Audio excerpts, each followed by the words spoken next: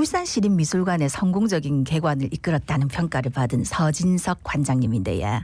새로운 관장 맞이하고 새 단장에 들어간 부산시립미술관 앞으로의 모습은 어떨지 함께 이야기 나눠보겠습니다. 네, 그래서 오늘 이 스튜디오에 부산시립미술관의 서진석 관장님을 직접 모셨습니다. 안녕하십니까? 어서 오십시오. 네, 안녕하십니까? 반갑습니다.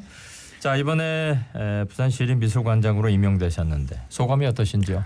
너무 영광스럽고요. 네. 뭐 부산이 아시다시피 아시아 문화 중심 도시로서의 엄청난 가능성이 있는 곳이지 않습니까? 네. 그래서 이런 곳에 오게 돼서 너무 감사드리고 있습니다. 네. 예, 그 관장님 평가를 참 좋은 평가가 많던데 다양한 현장 경험이 있는 역량 있는 인물이다 하는 이야기가 있더라고요. 미술계에서 어떤 활동을 하신 겁니까? 그 매개자라고 하죠. 뭐 생산, 유통, 소비가 있다면 유통에서 예술가의 창작적 역량을 현실화시켜서 대중들한테 연결시켜주는 이 큐레이터로서의 역할을 한 25년 해왔고요. 예. 뭐 이 부산시립미술관에 오기 전에는 이제 백남준 아트센터의 관장으로도 있었고 네. 또 울산시립미술관 관장으로도 있었고요. 또 그 전에는 또 개인적으로 또 미술관을 운영을 했었습니다. 사립미술관을요. 네. 그래서 지금까지 이렇게 여러 과정을 거쳐서 여기 오게 된 것 같습니다. 네. 작가가 작품을 판매할 수 있도록 중간에 매개자 역할을 하는 게 큐레이터라고요. 예, 그러면 이제 많은 큐레이터가 있는 것 같은데 글쎄요, 이 관장님만의 특별한 그런 의식이라 그럴까, 주관이라 그럴까 이런 게 특별하게 좀 있었나요? 뭐 저는 뭐 문화라는 거는 다양성이 전제가 돼야 되지 않습니까? 네. 그래서 네네. 그 다양성 안에서는 하나하나가 모두가 다 소중하겠지만 저는 그 안에서도 특별히 좀 실험성, 그러니까 뭐 시대를 선도하는 예. 뭐 현대미술이라는 것 자체가 항상 새로운 시각 이미지를 제시하고 새로운 담론을 제시함으로써 또 그것을 관람하는 관람객들한테 어떤 자아의 확장의 예. 경험을 하게 만드는 그런 역할도 있죠. 예. 그래서 저는 뭐 그 중에서도 항상 실험적인 동시대성을 추구하는 큐레이터 역할을 하려고 노력했던 네. 것 같습니다. 새로운 재미 같은 게 많았겠네요. 아니 관장님 아까도 소개드렸지만 울산시립미술관을 만들고 이제 운영한 이 추진 단장이자 초대 관장이시기도 했다고 들었습니다. 우리 지역에서 시립미술관의 중요성 뭐 어떤 게 있을까요? 이거는 그 단지 지역에서의 중요성이 아니고요. 그 문화 공간의 중요성은 그 어느 때보다도 지역과 뭐 나라 전체를 포함해서 굉장히 중요한 시대가 된 것 같습니다. 예. 뭐 21세기 우리가 새로운 패러다임의 시대를 맞이했지 않습니까? 예. 이때 이미 이제 예술은 하나의 그 의식조와 같은 기본 공공재가 되어버린 지 오래됐습니다. 네. 그러니까 우리가 교육도 의무교육이라는 개념으로 국가에서 지원을 하지 않습니까? 그러와 마찬가지로 이제는 예술 문화의 체험이라는 것 자체가 하나의 기본 공공재가 되어버렸기 때문에 뭐 서구에서는 시립미술관을 더 넘어서 뭐 구립, 동네 미술관까지 네. 지금 확장되고 있습니다. 네네. 그래서 그런 부분으로서 굉장히 중요한 것 같고요. 이거는 뭐 문화 공공적인 측면이죠. 그리고 문화 경제적인 측면으로도 뭐 동시대가 더 이상 어떻게 보면 제품을 파는 시대가 아니라 문화를 파는 시대가 됐지 않습니까? 예. 우리가 그 드림 소사이어티라고 얘기하죠. 예. 미래학자들이 얘기하는 그런 시대가 도래했다고 하는데 다시 말해서 사회문화 경제 성장 동력이 문화가 되는 시대가 됐기 때문에 저는 그 어느 때보다도 지역에서의 미술관이 해야 될 사회적 기능과 역할이 굉장히 커지고 있다고 보고 있습니다. 그러니까 미술이 생활의 한 부분이 됐다. 사실 저희도 모르는 사이에 그렇게 된 것 같아요. 근데 보면 뭐 어떤 물건을 살 때 보면 디자인을 굉장히 뭐 많이 보고 이러는 게 사실 생활의 한 부분이 된 것 같긴 한데. 자, 그렇다면 이제 부산하고 울산하고 이 미술 기획이나 전시 측면에서 좀 다르게 봐야 될까요? 사실은 이제 그 지역성의 세계화, 우리가 네. 글로컬리티라고 하죠. 그게 네네. 굉장히 또 중요한 시대가 됐습니다. 그걸 통해서 이제 문화 공존, 문화 다양성이 보장이 되는데요. 울산의 지역 정체성이라고 한다면 우리가 알고 있던 것처럼 어떤 기술적 근대화의 상징 도시지 않습니까? 네. 네네. 기술적 근대화라고 한다면 산업혁명, 기술혁명 이런 걸 얘기를 하는 거죠. 예. 그래서 아마 그 당시 울산시립미술관이 만들 때는 좀 미디어 아트, 기술을 기반으로 한 새로운 확장적 장르를 수용하는 개념적으로 컨셉을 많이 잡았고요. 예. 저는 부산은 그 문화적 근대화의 저는 도시라고 생각을 하거든요. 네. 언제나 새로운 문화가 부산에 먼저 들어왔었습니다. 뭐 해양 세력과 대륙 세력의 접점 지대였기도 하고요. 그래서 저는 부산이 갖고 있는 정체성이라고 한다면 어떤 문화적 근대화의 도시로서 또 문화 다양성 네. 그리고 우리가 수평적 세계화 예. 문화를 통한 그 메타 세계화라고 하죠.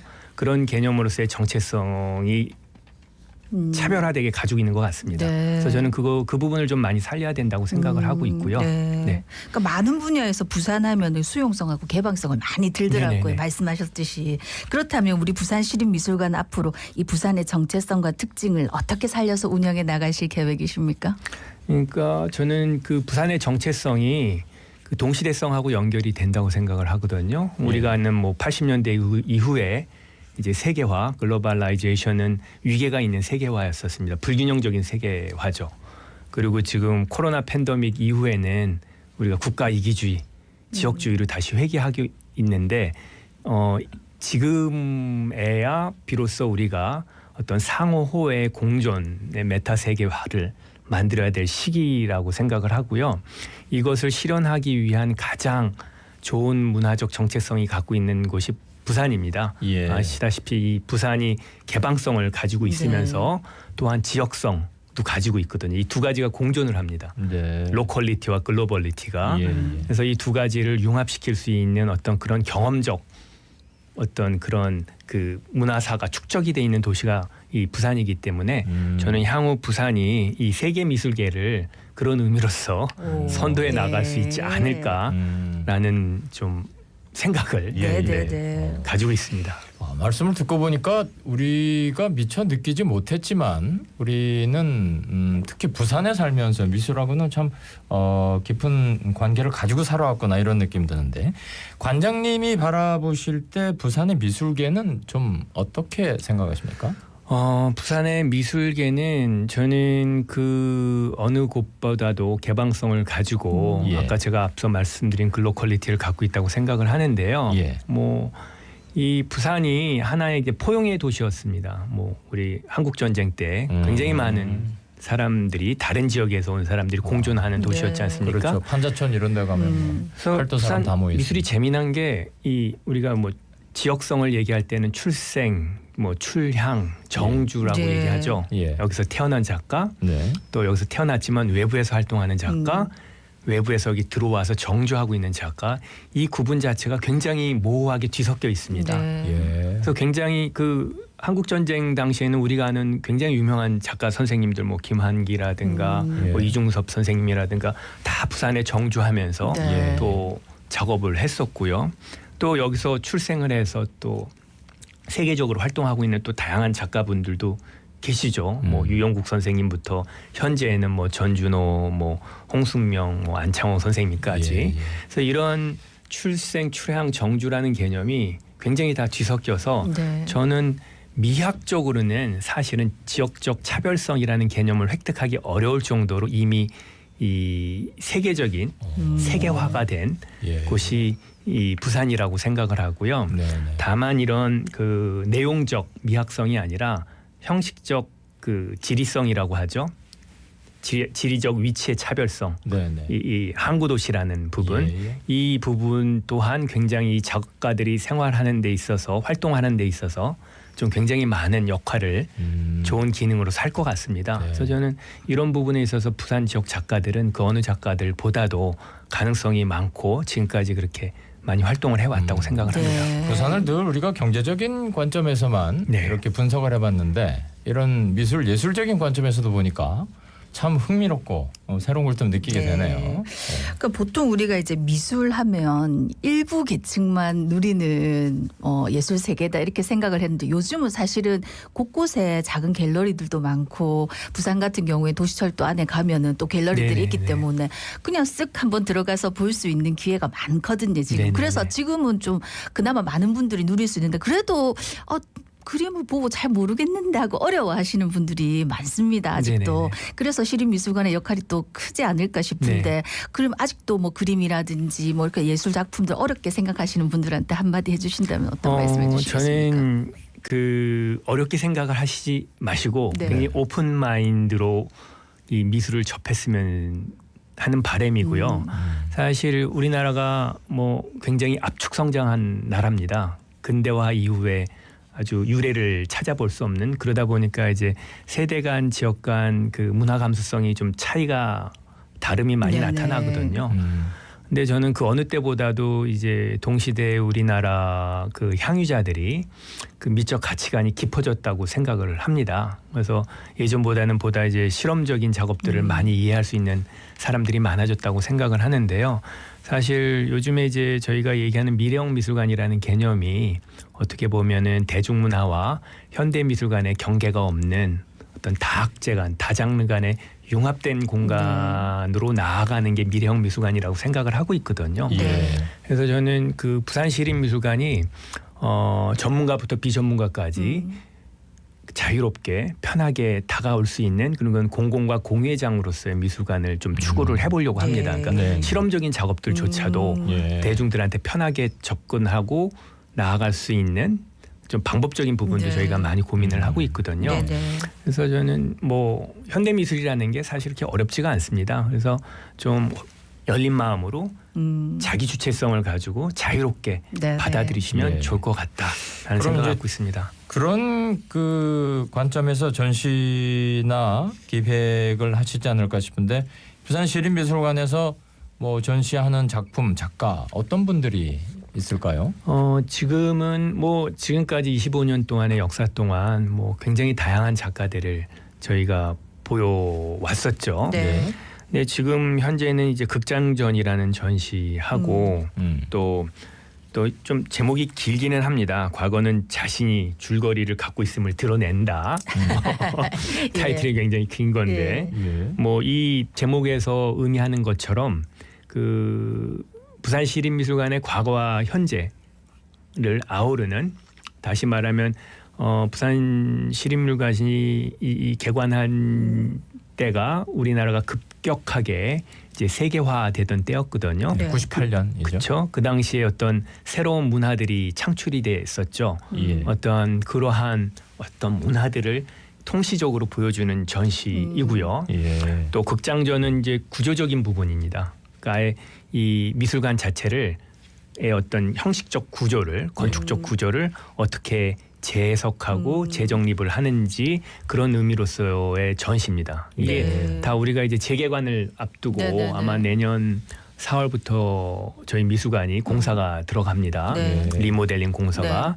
그래서 그거와 맞춰서 그 컨셉에 맞춰서 저희가 요 두 전시를 메인으로 지금 하고 있죠. 그러니까 지금 뭐 너무 노후화되고 해가지고 네. 지금 리모델링 공사가 들어간다고 하셨는데 그러면은 그 사이에는 뭐 전시는 어떻게 되는 겁니까? 저희가 약 한 1년 반 동안 네. 이제 리모델링 공사를 하는데요. 이 공사 동안 저희가 다양한 프로그램을 준비할 겁니다. 일단은 전시적인 측면은 저희가 미술 활동적인 측면은 이제 외부 전시죠. 그러니까 부산 지역 작가들을 예. 이제 저희가 인큐베이팅하고 글로벌 프로모션을 할 수 있는 그런 타 미술관과 해외 미술관과 연계를 해서 지역 작가들을 세계에 알리는 전시를 지금 준비 중에 있고요. 네. 기타 그 이외에는 이제 포럼이나 어떤 연구 활동, 그러니까 미술관 개관이라는 게 하드웨어적인 것만 바뀌는 게 아닙니다. 네. 소프트웨어적인 것도 바뀌어야 되죠. 저희가 컴퓨터를 고사양의 하드웨어를 구입하면 안에 OS 네. 프로그램도 뭐 윈도우 10을 깔지 뭐 윈도우 뭐 11을 깔지 이것도 네. 바꿔야 되지 않습니까? 네. 그래서 그 또한 연구 과정이 굉장히 많이 필요합니다. 저희가 뭐 1, 2년도 짧은 기간이죠.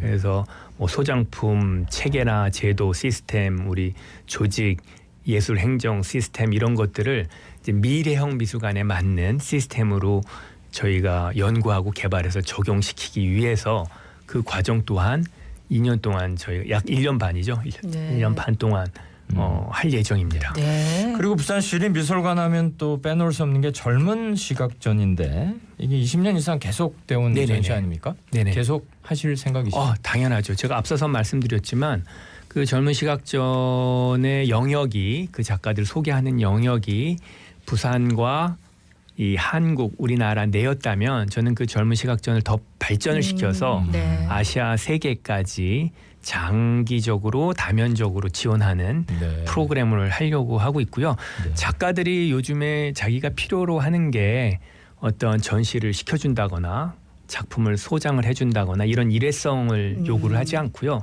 작가들은 자기를 더 많이 바라봐주고 네. 자기 자신을 더 키워줄 수 있는 그러한 것들을 요구를 하고 있거든요. 그래서 네네. 그런 개념으로 발전시킬 것 같습니다. 예, 네. 정말 새 관장님이 오신 만큼 앞으로 또 새롭게 단장될 시립미술관까지 큰 기대를 해보도록 하겠습니다. 우리가 또 예. 보면 영화 분야는 확실히 이제 세계적이 됐는데요. 네. 네네. 미술 쪽도 그렇게 되기를 기대해 보겠습니다. 네네. 예, 오늘 말씀 잘 들었습니다. 자, 지금까지 부산시립미술관의 서진석 신임관장이었습니다. 감사합니다. 네, 감사합니다. 예, 날씨가 많이 추워져가지고 수험생들도 그렇고 시험 안 친 친구들